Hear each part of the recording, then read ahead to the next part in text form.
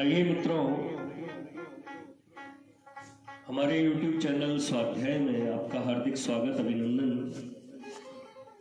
आज हम आपके लिए लेकर आए हैं श्री राम का धर्ममय रथ इस शीर्षक पर प्रेरणादायक ज्ञानवर्धक ज्ञान चर्चा।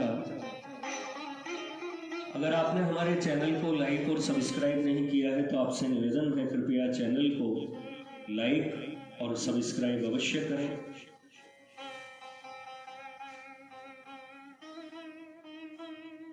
रावण रथी विरथ रघुवीरा, देखी विभीषण भयं अधीरा।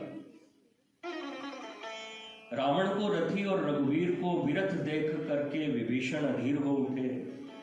एक तो आप ही रावण, रावयतीति रावण किस पर रथी, अस्त्र शस्त्र ध्वजा पताका आदि से सुसज्जित, जिसके पैदल चलने से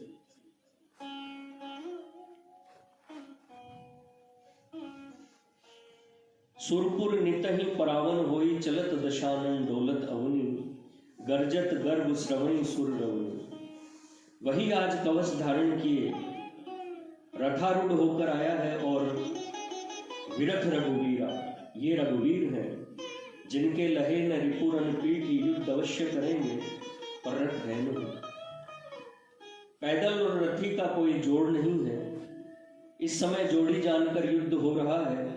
दुहु दिशि जय जयकार करी, निज निज जोरी जानी। रावण के जोड़ सरकार ही है। जानते तो पहले से ही थे कि सेना में एक टटुआ भी नहीं है। सरकार को पैदल ही युद्ध करना पड़ेगा, पर घर बैठे जानना दूसरी बात है और सम्रांगण में देखने से दूसरे ही भाव उत्पन्न होते हैं। अतः विभीषण अधीर हो उठे। खटकी तो यह बात बंदरों को भी थी। रथारूढ़ रघुनाथ ने देखी, धाये कपि बल पाए विशेषी। परंतु वे अधीर नहीं हुए, क्योंकि उन लोगों में पैदल ही युद्ध करने की प्रथा है। परंतु विभीषण लंकेश ठहरे, रथी की गरिमा को जानते हैं और पदाति की असुविधा का भी उन्हें सम्यक बोध है। अतः वे अधीर हो उठे, मोह को प्राप्त हुए और आर्त हो गए। इस प्रकार विभीषण का आर्त अधिकारी होना भी सिद्ध होता है। गूढ़ो तत्व न साधु दुरावही, आरत अधिकारी जह पावही। अधिक प्रीति उर्भा संदेहा, बंदी चरण कहे सहित स्नेहा। अधिक प्रीति से हृदय में संदेह हुआ और चरण वंदन करके स्नेह के साथ उन्होंने कहा, अधिक प्रीति उर्भा संदेहा। विभीषण को सरकार की विजय में कभी संदेह नहीं था और इसी कारण रावण ने इनका त्याग किया एवं चलती समय इन्होंने पुकार कर कहा भी कि राम सत्य संकल्प प्रभु, सभा कालवश तोरी। परंतु उस समय सरकार को देखा नहीं था। देखने पर प्रीति बढ़ी और समर के संकट में देखकर वह प्रीति अधिक बढ़ गई एवं अधिक प्रीति बढ़ने पर चित्त पापाशंकी हो उठता है। गुरु शुश्रूषण विद्या, अतएव जिज्ञासा के पूर्व प्रणाम शास्त्र सम्मत है। तेजो वध के लिए नहीं। विभीषण का सरकार के शरीर पर प्रेम है। उसे अरक्षित देखकर स्नेह के कारण उनसे नहीं रहा गया। वे यह भी जानते हैं कि श्री राम सत्य संकल्प प्रभु है, अवश्य जीतेंगे, परंतु जीतने की कोई विधि नहीं दिखाई पड़ती। कदाचित वीरता के आवेश में विधि का ध्यान न करते हो, अतः वैसे विषम समय में प्रश्न कर ही बैठे। नाथ न रथ नहीं तनु पद त्राना, के ही विधि जितब वीर बलवाना। हे नाथ, न तो रथ है, न वर्म है और न पदत्राण है। रावण सरीखे वीर बलवान को आप किस प्रकार जीतिएगा। कहने का भाव यह है कि मुझ अनाथ के तो आप ही नाथ हैं। यथा लक्ष्मण को शक्ति लगने के समय सरकार का विलाप गिरी कानन जेहे शाखा मृग हो पुनि अनुज संघाती, वे है कहाँ विभीषण की गति रही शोक भरी छाती। अतएव मुझे पूछने का अधिकार है। युद्ध के दो प्रधान साधन हैं, रथ और कवच। सारथी रथ को फेरकर रथी की स्थिति सुरक्षित रखता है और चौड़ करने के लिए अवसर देता है। रथ पर समर साहित्य सब प्रस्तुत रहता है। इस पर भी यदि आघात पहुंच जाए तो कवच से रक्षा हो जाती है। पैदल को इनमें से कोई सा भी सुविधा नहीं, और यहाँ तो पद त्राण भी नहीं, जो पदाति के लिए भी अत्यंत आवश्यक है। क्योंकि युद्ध के समय यदि कहिए कि पदाति रहकर ही हम सदा राक्षसों को जय करते आए हैं सो ठीक है, परंतु रावण उन सबकी श्रेणी में नहीं है। रावण जातु धान कुल टीका, भुजबल अतुल जासु जगलीका। सुनहु सखा कह कृपा निधाना, जेहि जय होई सो चंदनाना। विभीषण की बात सुनकर कृपा निधान श्री राम जी ने कहा कि हे सखा सुनो, जिससे जीत होती है वह तो रथ ही दूसरा है। सखा संबोधन का भाव यह है कि तुम सखा हो, अतएव इस रहस्य के जानने के अधिकारी हो। भक्तों सी में सखा चेती, जेहि जय होई सो संदनाना। तुम्हारा कहना ठीक है, रथ और कवच से ही विजय होती है, परंतु वे रथ और कवच ये नहीं है जिन्हें तुम रावण के पास देखते हो। इस भौतिक रथ से जय नहीं होती। जय देने वाला तो आध्यात्मिक रथ है, और वह भीतर है। बाहर का रथ तो उसकी एक नकल है, जिसे रावण के पास देखकर तुम अधीर हो उठे। सोरज धीरज ते ही रथ चाका, सत्यशील दृढ़ ध्वजा पताका। शूरता और धैर्य उस भीतर के रथ के पहिए हैं। सत्यशील दृढ़ ध्वजा और पताका है। वह आध्यात्मिक रथ धर्ममय है। उस रथ के चक्र हैं शौर्य और धैर्य। रावण के पास उस रथ का पहिया मात्र एक घोड़ा भी है, परंतु रथ तो है ही नहीं। युद्ध के रथ के दो पहिए होते थे, चार नहीं। धर्ममय रथ के आधार और गतिदाता शौर्य और धैर्य है। जो धर्मात्मा तो है, परंतु उनमें शौर्य और धैर्य, इन दोनों में से यदि किसी की भी त्रुटि है तो उनका धर्म पंगु है। वह उनके निस्तार करने में सर्वथा असमर्थ है। तुम्हारे दोनों भाइयों में से टूटा फूटा अदृढ़ पंगु रथ तो तुम्हारे पास है, और पहिया तथा एक घोड़ा रावण के पास है। इसलिए दोनों के एक साथ रहने से वह अजेय रहा। रावण जब ही विभीषण त्यागा, भयं विभव बिनु तब ही अभागा। सत्य ध्वजा और शील पताका। जैसे ध्वजा पताका रथ के ख्याति चिन्ह है, वैसे ही सत्यशील उस धर्म में रथ के ख्याति के चिन्ह है। आते हुए रथ के दूर तथा अदृश्य रहने पर भी ध्वजा पताका पहले से ही दिखाई देने लगती है, और वह रथी के आगमन तथा सुरक्षित रहने की सूचक है। जहाँ सत्यशील रूपी ध्वजा पताका गिरी, वहीं रथी को भी संकटापन्न समझना पड़ेगा। इसलिए शत्रु का प्रहार ध्वजा पताका पर अवश्य होता है। अतएव ध्वजा पताका रूपी सत्य और शील दृढ़ होना चाहिए। बल विवेक दम परहित घोरे, क्षमा कृपा समता रजु जोरे। बल विवेक दम और परहित ये चार घोड़े हैं। ये क्षमा कृपा और समता इन तीन रस्सियों से जोड़े हुए हैं। रथ का बहिरंग वर्णन करने के बाद अब उपयोगी सामग्री का वर्णन करते हैं। शौर्य और धैर्य रूपी पहियों के होने पर भी यदि धर्म रूपी घोड़े न हुए तब भी रथ बेकार है। रथ में चार घोड़े लगा करते हैं, अतः इस रथ में भी चार घोड़े होने चाहिए। इसमें बल विवेक दम और परहित ये चार घोड़े हैं। बल से प्राणमय कोश की पुष्टि होती है, दम से अन्नमय की, परहित से मनोमय की, और विवेक से विज्ञानमय की पुष्टि होती है। ये चारों कोश जब तक स्वस्थ न होंगे तब तक धर्ममय रथ की गति हो नहीं सकती। बलवान दम संपन्न पर हितेक व्रत और विवेकी पुरुष ही धर्ममय रथ के भार को वहन कर सकता है। जो निर्बल, विषयी, द्रोही और अविवेकी है वह शूर, धीर, धर्मध्वज होकर ही क्या कर लेगा। उससे धर्ममय रथ नहीं खींचा जा सकता।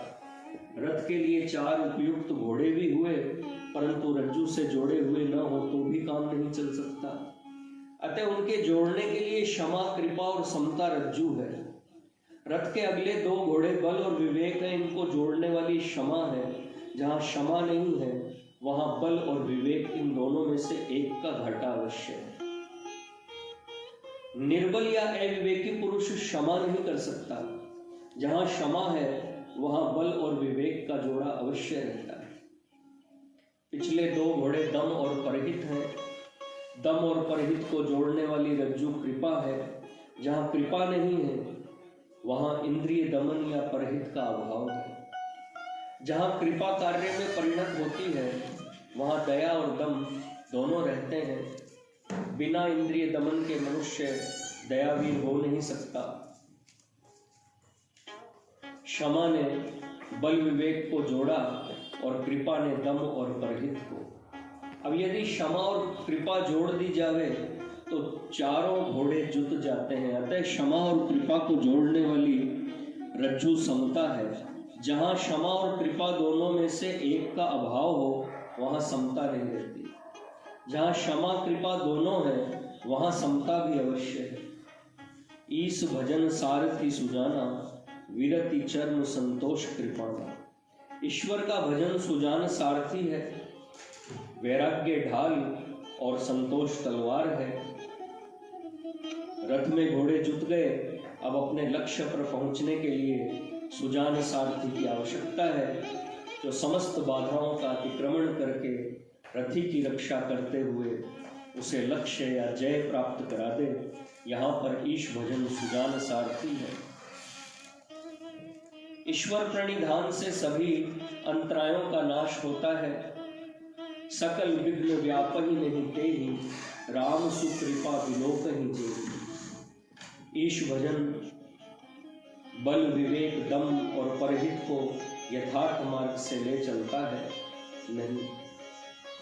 नहीं तो घोड़े रथी सहित रथ को और अपने को विपत्ति में डाल दे। परंतु इतने से ही रथी का काम नहीं चलता। उसे बाधक शत्रुओं से युद्ध करके उन पर विजय प्राप्त करना है। अतः उसे रक्षा और प्रहार के लिए हथियारों की आवश्यकता है, जो रथ पर प्रस्तुत रहने ही चाहिए। अतएव कहते हैं शत्रु की चोट से रक्षा पाने का प्रधान साधन चर्म अर्थात ढाल है।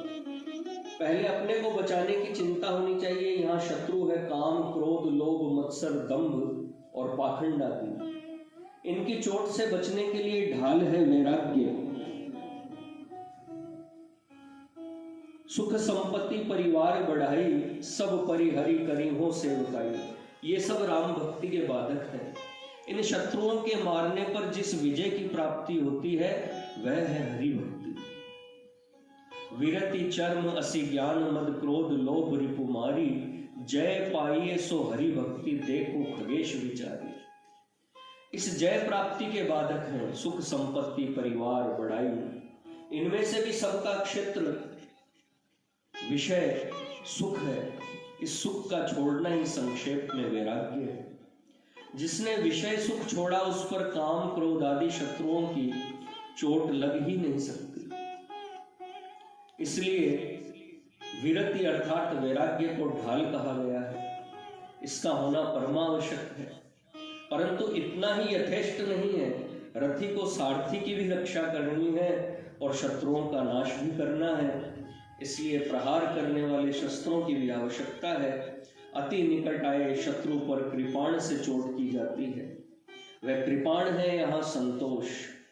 जितनी सुख की सामग्री अत्यंत निकट है, प्राप्त हो चुकी है, उतने ही से बस कर देना संतोष है। यथा आठवल यथा लाभ संतोषा, दान परशु बुद्धि शक्ति प्रचंडा, वर विज्ञान कठिन कोदंडा।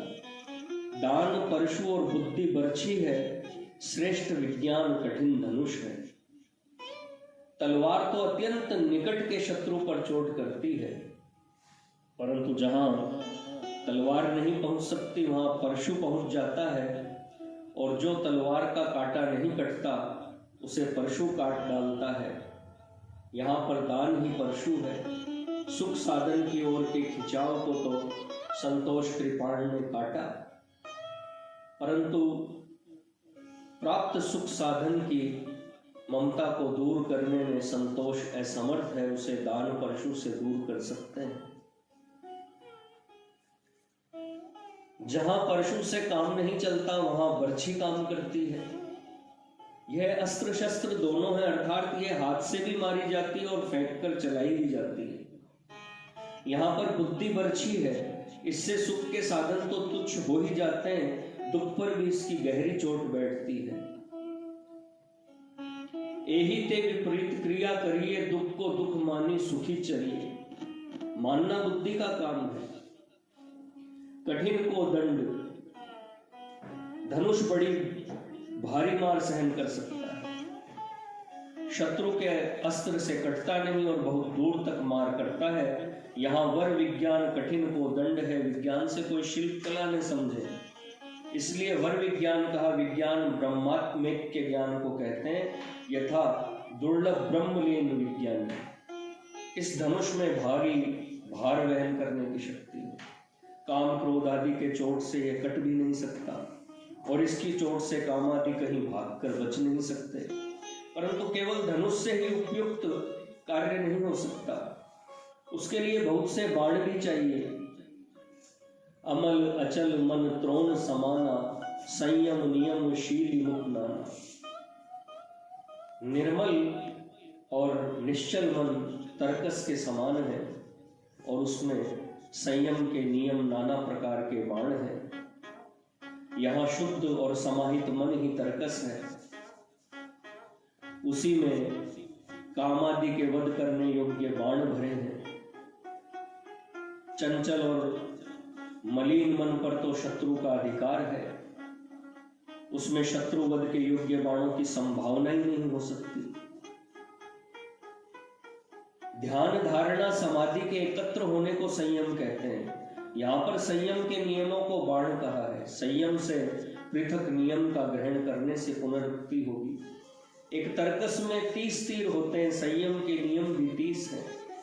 ये संयम जब वर विज्ञान पर आरूढ़ हो तो अशेष शत्रुओं का नाश कर सकते हैं। युद्ध के समय शत्रु भी कुछ उठा नहीं रखते, बराबर छिद्रान्वेषण किया ही करते हैं। छिद्र पाया कि प्रहार किया। अतः सारथी रथ अस्त्र शस्त्र ढाल के होते हुए भी शत्रु के शस्त्र अपने शरीर पर प्रहार कर ही बैठते हैं। जो प्रहार विज्ञान वैराग्य आदि का रोका न रुका, उसके लिए कवच अभेद विप्र गुरु पूजा, इन्हीं सम विजय उपाय न दूजा। ब्राह्मण और गुरु की पूजा अभेद्य कवच है, इसके समान विजय का दूसरा कोई उपाय नहीं। ब्राह्मण और गुरु की पूजा अभेद्य कवच है, यह कवच कटता ही नहीं। यदि ब्राह्मण और गुरु की पूजा में छिद्र न हो तो पूजक पर शत्रु का शस्त्र कुछ भी काम नहीं कर सकता, क्योंकि ब्राह्मण का बल तप है। तपबल विप्र सदा बरियारा, तपस्वी ब्राह्मणों के प्रसाद से सदा रक्षा होती है। और राखे गुरु जो कोप विधाता, फिर शत्रु क्या कर सकता है। इसीलिए गोस्वामी जी कहते हैं कि यही सम विजय उपाय न दूजा। विजय के उपाय दुर्ग सेना और भौतिक रथ आदि बहुत से हैं, परंतु इसके बराबर का कोई भी उपाय नहीं है, क्योंकि उनके होते हुए भी पराजय बराबर देखी जाती है। सखा धर्ममय असरथ जाके, जीतन कहन कतहु रिपुता के।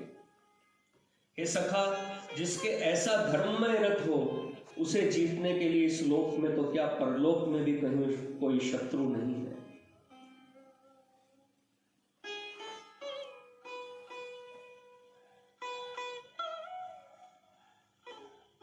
वेद के विधि वाक्य का अनुसरण धर्माचरण है। वर्णाश्रम निज निज धर्म निरत, वेद पथ लोग वेद का विधि वाक्य रथ का शरीर है। इस धर्म में रथ के सामने लोह काष्ठ में रथ कोई वस्तु नहीं है। ऐसा कहकर अपने पास ऐसे रथ का होना बतलाया। तुम हमें रथहीन कैसे समझते हो? यह नहीं समझना कि इससे केवल परलोक ही जय होता है। लौकिक शत्रु से तो यह रथी सदा अजय है, इसकी हार होती ही नहीं। सरकार के पास ऐसा रथ है, इसे रामायण से भी दिखलाना चाहिए। अतः संक्षेप में दिग्दर्शन मात्र कराया जाता है। शौर्य एक बार केसेउ सुधि पाओ, कालम जीति निमिष महलाओ। धैर्य जो रण हम ही प्रचारे, कोई लरो सुखेन काल किन होई।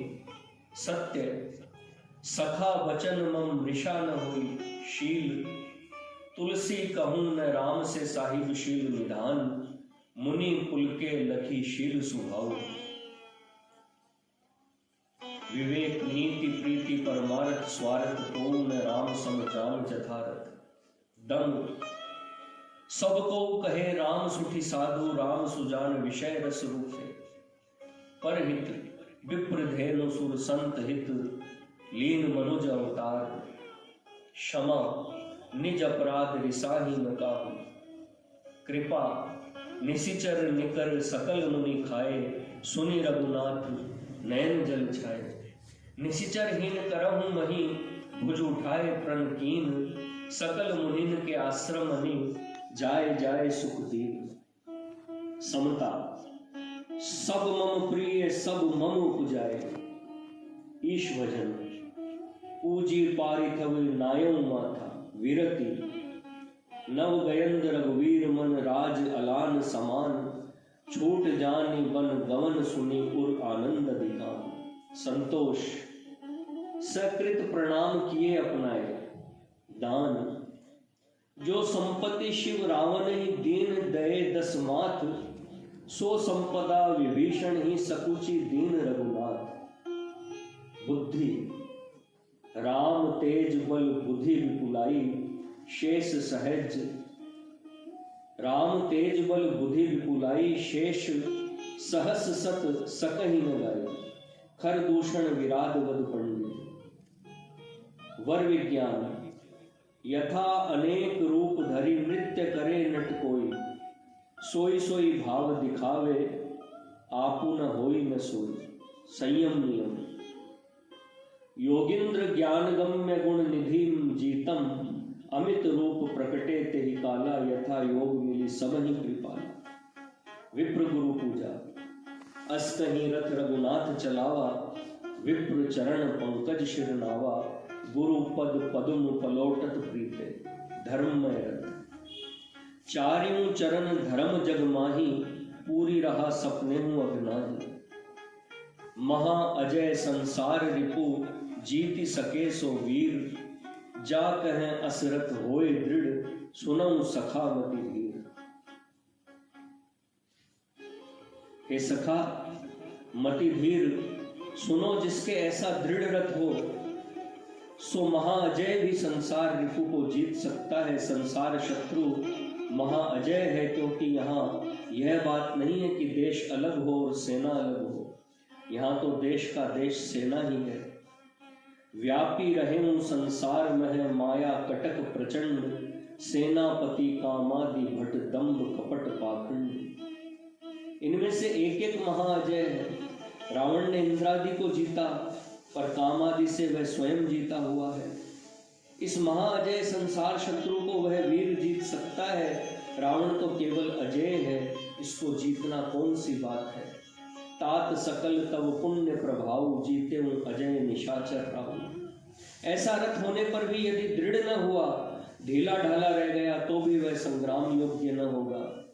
मति धीर सखा कहने का भाव यह है कि यह उपदेश हमारे सखा के श्रेणी के लोगों के लिए है जो मति धीर है। दूसरा इसको सुनकर भी धारण नहीं कर सकेगा। सुनत विभीषण प्रभु वचन, हर्षि गहे पदकंज। इहि मिस मोहि उपदेश किए, राम कृपा सुख पुंज। विभीषण ने प्रभु का वचन सुनते ही प्रसन्न होकर चरण पकड़ लिया कि राम कृपा सुपुंज ने इस मिस से मुझे उपदेश किया। शिष्य की कृतकृत्यता विषाद का नाश हुआ। रिपुदल धर्षि हर्षि ही बाली तनय सुपुंज पुलक शरीर नयन नयन जल गहे राम पद कंज। रावण के विजय की विधि बतलाने के मिस से मुझे उपदेश दिया।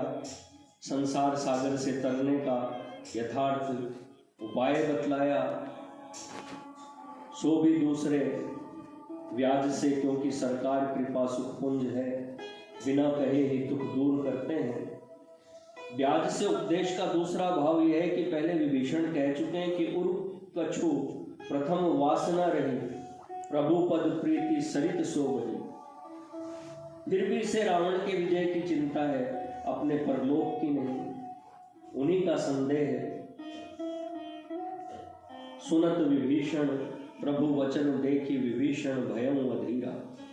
उन्हीं का संदेह प्रभु के वचन सुनते ही नष्ट हो गया। संग्राम के समय जबकि जीवन मरण का प्रश्न उपस्थित होता है, मानुष्य प्रकृति कृत्रिम आडंबर को छोड़ अपने यथार्थ रूप में आ जाती है और वही उपदेश का यथार्थ समय है। भाव यह है कि प्रभु कर्तुम अन्यथा कर्तुम समर्थ है। अतः संग्राम जय के साधन या सिद्धि का निश्चय उनको ही हो सकता है। ये संग्राम में जीत हार को समान मानने का उपदेश विभीषण को नहीं देते, परंतु ऐसी विधि का उपदेश देते हैं जिससे पराजय हो ही नहीं सकती। मित्रों, यह थी श्री राम का धर्म में रथ इस शीर्षक पर प्रेरणादायक ज्ञानवर्धक ज्ञान चर्चा।